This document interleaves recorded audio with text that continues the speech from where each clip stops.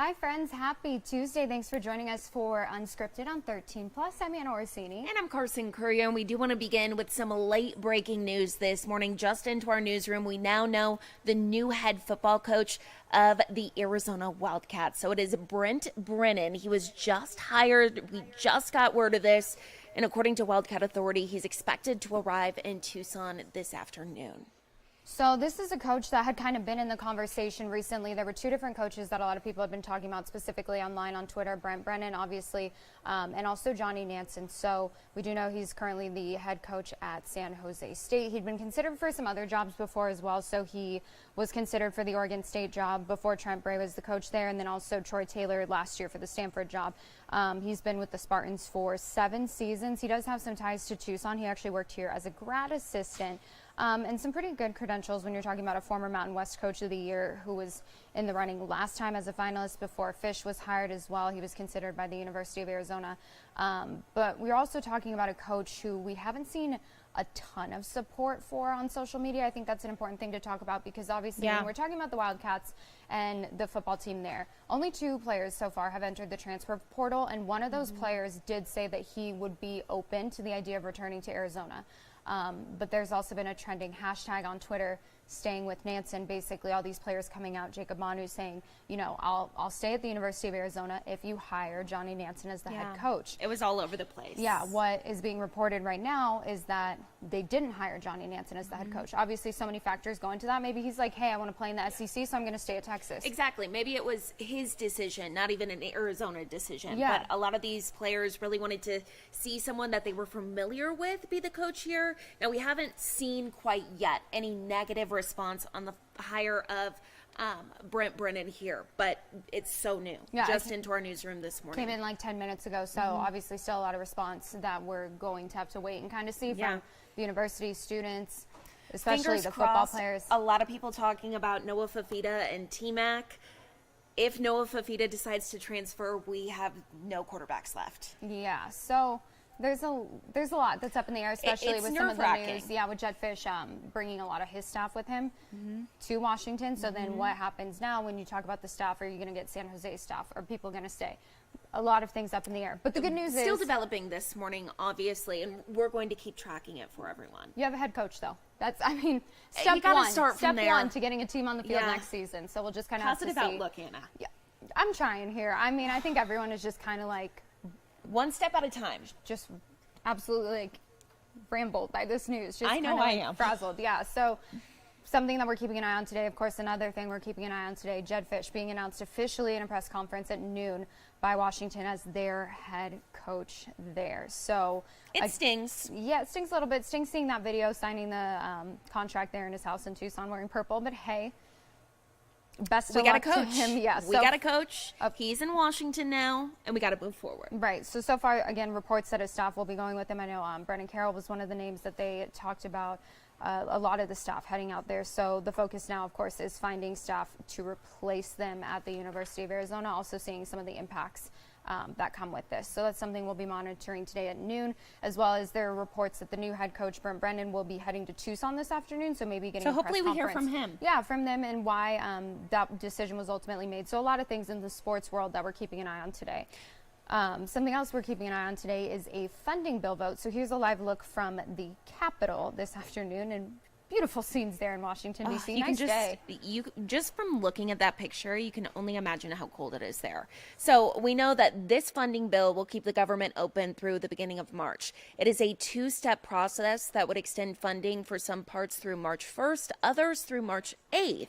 Congress needs to act before Friday to hold off on that government shutdown. So we are awaiting that vote today. Hopefully, still waiting to see exactly what happens here. We do know, though, that House conservatives are upset that the legislation doesn't make enough cuts. And another thing we're keeping an eye on today, this is the live look from outside of Trump Tower in New York. So today, for the first time actually in decades, Donald Trump and E. Jean Carroll came face to face. The second defamation suit is now underway in New York. A jury will be determining how much Trump will be paying in damages for defaming the columnist back in 2019 when he made statements denying rape allegations. Now, last May, a jury determined that Trump sexually abused Carroll in the 90s and then defamed her in 2022. So in that case, she was awarded $5 million in damages. This time around, the jury is only considering damages. They are basically saying that what the jury found in May of 2022 is what will stand in this case. Carroll is seeking more than $10 million in damages, and Trump is expected to attend at least some of the trial. Again, he was there this morning, but he is still campaigning this morning as well, coming off of the caucus in Iowa. Now, we know that he did win Iowa by a lot. That was a big story this morning.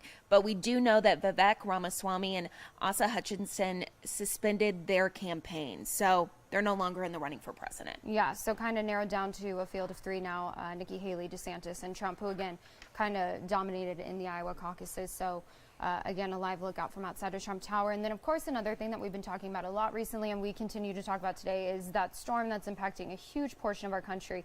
Thankfully, not us here at home. Weather for us, I mean, it has been great. Weather here's great. I know, no complaints here. If that's the only good news we have today. That's the thing. I told Mallory that this morning when we were doing, obviously, KLD. I said, you know, everything considered, all the craziness of this week, we have really great weather. But something to keep an eye on, if you are traveling today, we've seen a ton of cancellations and delays. As of this morning, about 15 minutes ago, there were 2,700 flights canceled, and about 15,000, a little bit more than that, have been delayed. So if you're flying today, make sure that you do check your flights depending where you're going. From Friday through yesterday, nearly 8,600 flights were canceled. So huge impact from these storms. We saw that live look out at Washington, D.C. Doesn't look super great there. No. Still cold. Here, though, it is fabulous. It's great. I know, it really feels like we're in a different season than Yeah. everybody else, because we're talking sunshine, 60s and 70s, but as you mentioned, travel woes across a lot of the country, and we typically see that domino effect when this happens. We still have a lot of watches and warnings in place as well. So you have that very cold air in place. If we take a look at this map, we got blues, purples, pinks on this map. This is all winter weather. Kind of the blue color and that bright purple, those are wind chills. And then that kind of paler purple, pinks, those are more winter weather advisories, winter storm warnings. So much of the country still included in that. And this is just a look at approximate snow depth this morning. So big swath of snow in areas that don't typically get a ton, like Tennessee, and also northern Alabama, northern Mississippi, Arkansas as well. Dallas saw snow yesterday, and that's continuing to track east and northeast. So we are tracking some snowfall. Pennsylvania, New York, Boston, okay, that's to be expected. New York City getting a little bit of icy mix right now. We've been seeing some reports of ice also from Virginia down into the Carolinas and the deep south. More of those storms around Jacksonville, Florida, where of course it's a bit warmer. But these are your current temperatures across the country, single digits in many spots. Minneapolis, a goose egg there. 4 below zero in Chicago and Bismarck. Much warmer in areas, of course, like Miami, Florida. 83 degrees there. It's 46 here in Tucson. Thankfully, pretty much all of the country is looking to warm up in that 6 to 10 day outlook. So those areas that have been so cold will get some relief here soon. But of course, for us, we're just going to enjoy that nice weather, 60s and 70s for the foreseeable future. And we'll talk a little bit more about our local forecast coming up in just a bit, guys. We know that Paul Fisher just commented saying that he is missing Tucson right now. Hey, Paul. Hi, Paul. Thanks for joining us. Let us know where you're at if you're not in Tucson, because obviously I think everyone who's not in Tucson right now wishes they were. Yeah. Yes, my mom included in that. Mine too. Yeah. Mine too. Yeah, a little bit chilly in other parts of the country, looking at like North Dakota and Kansas City. Anytime I see a negative, I'm like, couldn't do it, could not be me. So hopefully Paul's he's in Ohio. Oh, it's cold. Yeah, that's cold. Sorry, Paul. Yeah, sending you all the warm thoughts, Paul. Yeah, Something to look forward to, though. Yeah. That 6 to 10 day outlook. Okay, Very so true. better in 6 to 10 days for Paul. Perfect. Thank you, Mallory. Awesome. Well, we do want to follow up on a story that we first told you about yesterday, a development to the Gilgo Beach case, something that people who follow true crime are very familiar with now. Rex Heuermann, who is the man suspected of being the Gilgo Beach serial killer, charged with a fourth murder in court this morning. He's already been charged with killing 3 women, 24-year-old Melissa Barthelemy, 22-year-old Megan Waterman, and then 27-year-old Amber Lynn Costello. Now he's been charged with the murder of a 4th woman, in this case 25-year-old Maureen Brainerd Barnes. The remains of the women, known as the Gilgo Four, were all discovered on Gilgo Beach in 2010, and his next court hearing is scheduled for February 6th. Still a lot of questions in this case. There were 11 bodies total found on Gilgo Beach. And so police have said that they don't suspect that he's responsible for all of those killings, but definitely a fourth one just kind of solidifies the case against him. And all 4 of these women were sex workers, so very specific, it looks like, MO in that case. But this is something we will continue to follow for you guys and bring you any updates. Again, expected back in court on February 6th. I think it's something to note, too. I mean, this happened how many years ago, and we're still coming out with new DNA, and it's just crazy looking at how far the system has advanced. Well, and it's kind of why you're seeing these cases. I think it really started with Golden State and the Golden State Killer, and being solved after those happened in the 80s and the 90s, where we're finally seeing these advancements in DNA to the point where you can solve cases that people never thought would be solved. The first body in this case was actually found in 1996, and then these 4 women in 2010. So you're talking about 13 years later. It's definitely justice season for all these families who've been waiting for answers and waiting to know who did what. And absolutely. Specifically, can you even imagine I not can't. knowing that many years later? I can't. It would drive me absolutely crazy. So something we're keeping an eye on today. Another thing we're keeping an eye on heading to this week, the Justice Department planning to release its review of the response to the Uvalde shooting on Thursday. We know 19 kids and 2 teachers were killed during that shooting in May of 2022. And there were a lot of questions and scrutiny about how law enforcement here handled its response. 376 law enforcement officers were on scene here, but it took them 77 minutes to confront and kill the gunman. I know right after that shooting happened and that tragedy and all these kids and teachers were killed, it really sparked conversation nationwide about not only safety, but kind of response from law enforcement and how things should be handled differently, or what's the correct way to handle something that's so tragic. Now, the DOJ's report is meant to provide an account of police actions that day, identify some of the lessons learned, as I mentioned, and help first responders prepare for future situations like this one, so something like this doesn't happen again to this extent. Absolutely. I mean, you think about 19 kids and 2 teachers and just the terror that they went through, but unfortunately, with something like this, it is a learning opportunity to think about what we can do better. Hopefully, of course, hoping that nothing to this extent ever does happen again, but in case it does, to prepare every single law enforcement agency and first responder across the country to handle that situation the best way they can. Because I think going into it, you can't even begin to imagine how you would handle something like that. So that's something that we will be keeping an eye on for this Thursday. More locally, a story, of course, we've been talking about a lot, George Kelly. He is going to be back in court today. He is the Nogales area rancher who's accused of shooting and killing a migrant on his property. Now, he has pleaded not guilty to the charges of second-degree murder and aggravated assault. There was a plea deal that was offered to him earlier this month, which would have given him 4 to 8 years for negligent homicide, but he rejected that plea deal. So today he will be in court for what's called a Donald hearing, and that is just when the judge informs the defendant of the terms of the expired offer. So the plea deal in this case, it allows for him to give an answer to why he didn't decide to take it, and this hearing is expected to happen at 1:30, so we'll let you know what comes out of that this morning.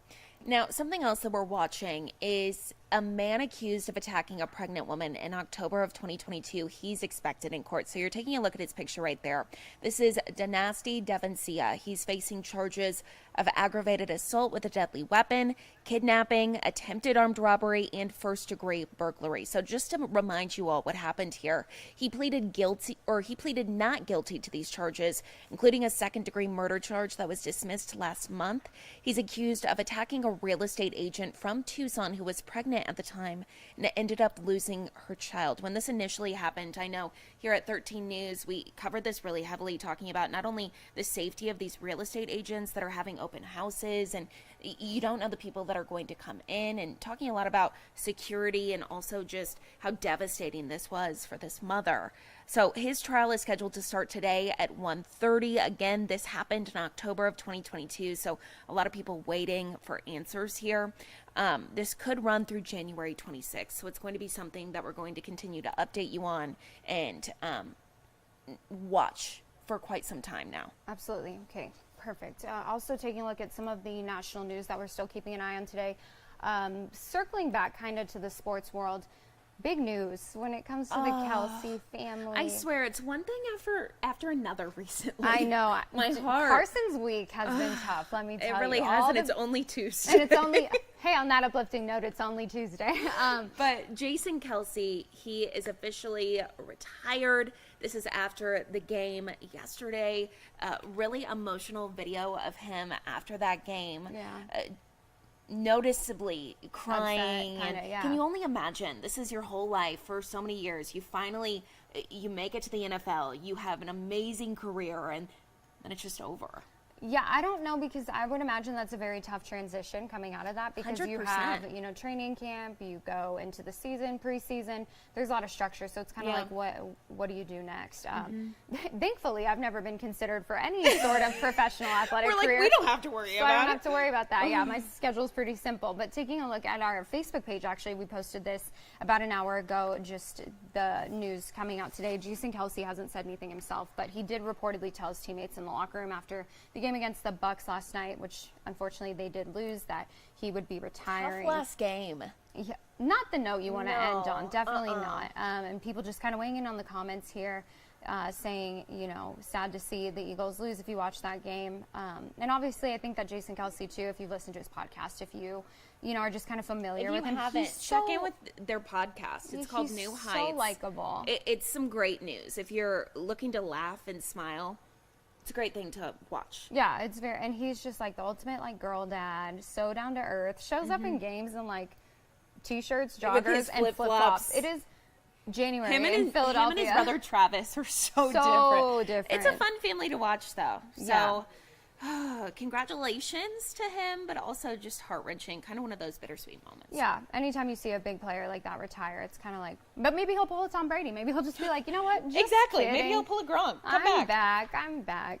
I'd be here for it. Absolutely. Well, something else that we are keeping an eye on, I've been keeping an eye on forever, is the heat in Tucson. Obviously, right now, we're like, hey, it's right good. now we love it. This is all when good people want to things. live here. Right. And then we get to July, and people are like, I want to leave. Why do I do this to myself? Yeah.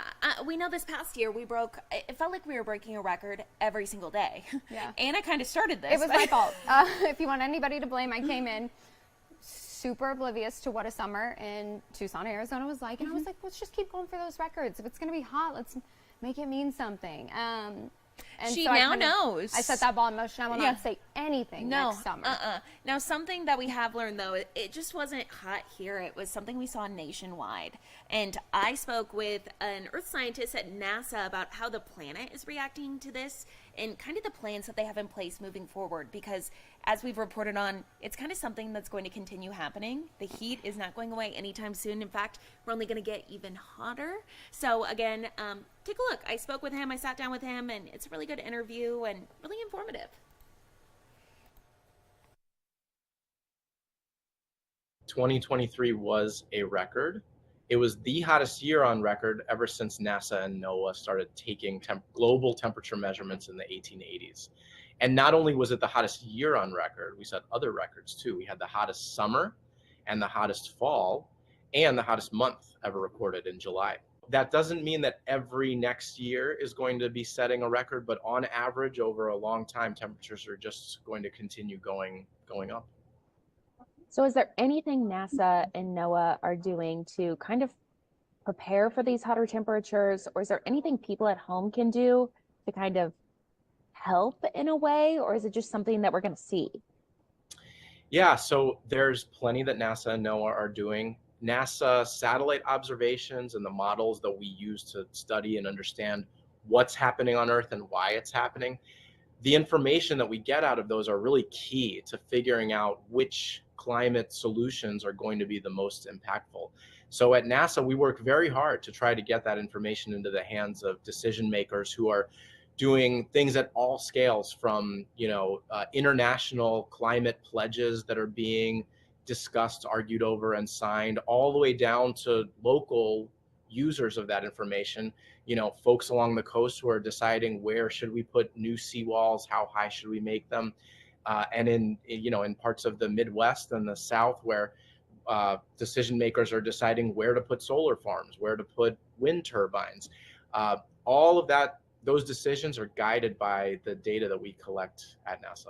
and these temperatures, is it having a direct impact on the planet itself? Are you seeing that? Yes, great question. So we get asked this question a lot because, so 2023 was about 2.5 degrees Fahrenheit warmer than the Earth was 150 years ago when we started taking these temperature records. That doesn't sound like a very high number, 2.5 degrees Fahrenheit. But as even that small amount of warming globally has a huge impact, specifically in terms of extremes. We are seeing more frequent and longer lasting drought. For example, in large swaths of the South and the Southwest, more intense heat waves. The fire season is getting longer. Smoke from those fires is wafting to parts of the country that have never experienced that before. And so those extremes are really what's changing. And that's the most impactful thing that happens out of this global temperature warming. NASA is always working on new missions, finding new ways to study the Earth, collecting new measurements from space. We have a very exciting launch coming up next month, a satellite called PACE. It's a really cool mission that's going to be measuring how microscopic particles in the ocean and the atmosphere are driving and responding to some of these big changes we're seeing. And if folks want to learn more, you can always go to nasa.gov/Earth, or you can follow us on social media at NASA Earth, all one word. So learn more there. All right. Wow. Are we all there? Perfect. Something that we want to take a look at today, this trending story. So we brought in not only our meteorologist, weather expert, but our Kentucky Kentucky native. expert.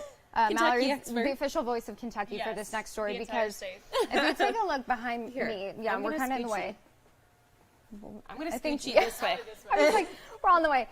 So it says, hey, aliens, look at Lexington. So the reason for this is because, come on in, friends. Okay, I'll come back. Come back. So the reason for this is they've created an extraterrestrial guide to the city. And with the blessing of the FAA, they actually sent up some messages into space, inviting the aliens to come down to Lexington. They said specifically, we have horses and bourbon, just don't eat us. Oh.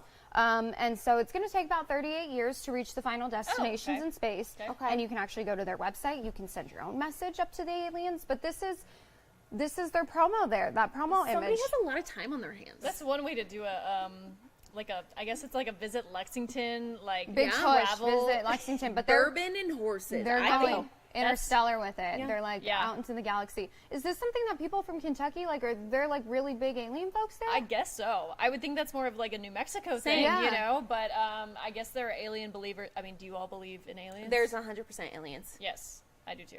Of course, a lot of times Glad we're on the same page. of course, a lot of times what we find is like the little microscopic stuff, Yeah. But interesting. I mean, I learned something new. Yeah. We don't talk about aliens a lot, in my family, just being from Kentucky. But Yeah. So it's not a Schnell family thing. no, not Okay. not really. But Okay. But the people in Lexington, hopefully something comes out of it. it's a gorgeous place to visit. Yes, What if they actually horse come? country, bourbon. So it's gonna take 38 years for the message to get there. So I don't know how long their travel is gonna take. That's the thing with aliens. I'm like, there has to be somebody else out there, but like they're probably smarter than we are, and they probably don't Correct. want to come here. Like they're like, we've seen how it's going down there, girl. It's 130 degrees in Arizona in the summer. We don't want to come. That's fair enough. So Or they do. or they've already been here. Oh, they're already here. They're like, Okay, we need to move on. We visited Lexington, yeah. So Yeah. hopefully nobody coming to Tucson. Thankfully, there's not a big push for that here at home. But weather-wise, nice weather if they were to Nice come weather visit. for the aliens. Yeah. Yeah, much nicer weather here than actually Lexington, Kentucky right now. They have some snow on the ground there. But here at home, we're talking highs in the 70s, right around that 70-degree mark today. Low to mid-70s Wednesday, Thursday. Warmest day of the week will be Friday with a high of 77. We hang out in the mid-70s on Saturday. Right now, seeing a lot of sunshine. Those temperatures starting to warm. 37 in Wilcox, 40s in Tucson, Sierra Vista, Nogales, Safford, and Marana. So we're slowly but surely warming up out there. Today's forecast, it's going to be a nice one. Very similar to yesterday, mid to upper 60s for Nogales, Green Valley, and San Manuel. Under mostly sunny skies. And then today in Cochise County, expect those highs in the low to mid 60s for Bisbee, Wilcox, Sierra Vista, and Douglas. So, I mean, really hard to complain about weather like this in January. Those 70s stick with us. We will see more clouds around Wednesday, more clouds around Friday and Saturday, but we do stay dry through Saturday. Rain chances, mountain snow chances could return starting Sunday, taking us into early next week. And with that pattern change, we're also tracking some slightly cooler temperatures in the 60s. Lows primarily for Tucson will be in the 40s. So I've missed the 70s, and we're going to get several days of them here. Oh my goodness, 77 degrees on Friday. It's going to feel so that calls warm. for like lunch on a patio. Yes. Were we not talking about that this morning? We were like 77 degrees. Carson, this is outdoor drinking weather. If I've ever seen it. Make your plans now. Perfect. Deal. Thank you, Already Mallory. doing it. Thank you, Mallory. And just a reminder of how blessed we are. Let's take a live look real quick. This is Buffalo this morning. So obviously they had that game there last night. Winter weather not really letting up. Did you there. watch the game? I did not. Okay, so I was kind of watching, not like really paying attention to the football aspect, but Yeah. I was very interested in the fact that we were talking about how they were Shoveling, yeah. paying people to shovel snow there. The actual stands were not cleared. So, like, they spent all that time shoveling so Yeah. people could get into the stadium safely, and then people were just like trudging through the snow. Well, I think they said Trying to get last to their night, like seat. basically, like seats aren't assigned. Like you don't have to go based off a ticket, just Yeah, wherever yeah. you can sit. And people still showed up. That's great. Like Yeah, they did. Their beers people- exploded and all. People in Buffalo, they're just built different because I would have been like, no, thank you. know, But I it's know. not just the East Coast seeing weather right There's now. crazy weather really all over the Yeah, place. so this is actually out of Oregon, a station there. And you can kind of see in that image, it's a house that was split by a tree. Can you only imagine? So this happened literally. The couple that lived here were 5 feet away from this tree that went through their entire house, and they saw the tree kind of going down, and they thought to themselves like, oh my gosh, that's coming. There's an interview actually on our website, KOLD.com, if you want to go and watch this. But she talks about how it almost was in slow motion. Yeah. Can you only imagine? And yep, completely right through her house. Well, I think when you see something like that tree swaying, you're like, surely it's not going to go. Because if it's that big to fall in a house like that, it's been there for a while. So you would be like, Exactly. surely it's not going to go down. And Exactly. then it does. Thankfully, it was something they were keeping an eye on, though, and just kind of a quick response from them. So it's in Gresham, Oregon here. And I know that they said, I believe their cat and dogs, or their 2 dogs and cat, they all made it out safely. So that's some good news. yeah, very good news. I mean, Yeah. it's like, could be worst case scenario, and you just kind of wonder, like, the divine intervention of that. How did nobody end up getting hurt? Because, I mean, pretty significant impact there from Yeah. that tree. Well, something else, somebody making the best of the snow. Look at Stop this. that right this now. guy, he said, I'm going to make the ultimate snow creation. And this man, I don't know if people can see it. I'll step out of the way so that people there can you see go. it. There. Oh, look at it. This is Why in not Michigan. make a snow whale? A snow instead orca. of a snowman? So it took him 9.5 hours to build. So he even colored it in. I'm not sure with what. I think it's spray paint. Spray paint. So he said he wanted to do the waves, so you can see a little bit of the wave action there, and then obviously the colors. He even did his teeth. Even He's did the like, teeth. I'm not leaving those white. I'm gonna do the teeth too. What a So- weekend activity. Yeah, he said that. He said obviously Michigan. It feels, Of course it's Michigan. It's I mean, what else They are you got gonna lots do of, when it's well, cold? it's true. He said it feels like the Antarctic there, and that he loves orcas. It's one of his favorite little critters. So he said, Little critters. little big critters. If you've ever seen Shamu, kind of big, not really a critter, creature. But he said, that he, since it feels like the Arctic, he wanted to make a little Arctic creature Why not? in his front yard. So it's very cute. I wonder what happens when it melts.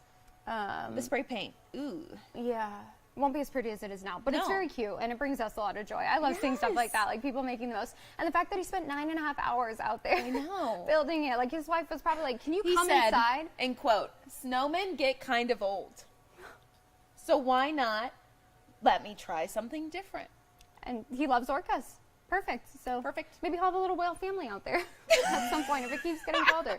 Well, taking a look at our website one last time because we do want to touch back on this breaking news. Of course, Arizona hiring San Jose State's head coach Brent Brennan as the new head football coach here. So here's a picture of him. This is up on our website right now.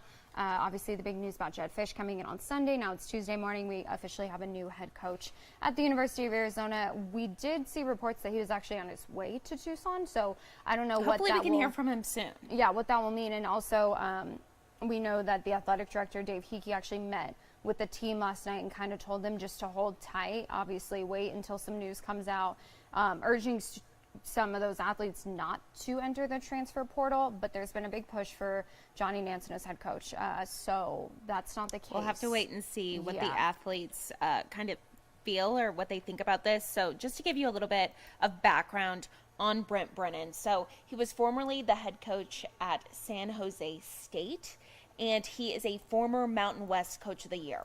So a lot of people talked about, we talked about this yesterday, how He took his team at San Jose State and really kind of did what Jed did here. Took a losing team and made them win 2 really great seasons. So hopefully this works out in our favor. Yeah. And he does have some Tucson ties, so we always love seeing that. He spent some time here as a grad assistant under Dick Tomey, so he knows the area. Knows the area, knows the fan base. I think Arizona nationally got a lot of public attention this year, so hopefully he kind of wants to keep that momentum. But again, it comes down to what players are still available. So we'll let you know, of course, if any major players enter the transfer portal. We'll have, if he does do a press conference today, meets with the media, we'll stream that here on 13 Plus. Obviously, Carson's favorite story of the day, Jed Fish being announced as head coach at Washington. That is at noon. So a lot of different things that we're keeping an eye on today. But hopefully this is kind of, you know, the step in the right direction. A new We at least direction in have the a right coach now. direction. Yeah. So let us know in the comments. What you comment think. below. Tell us if you think this is a good idea.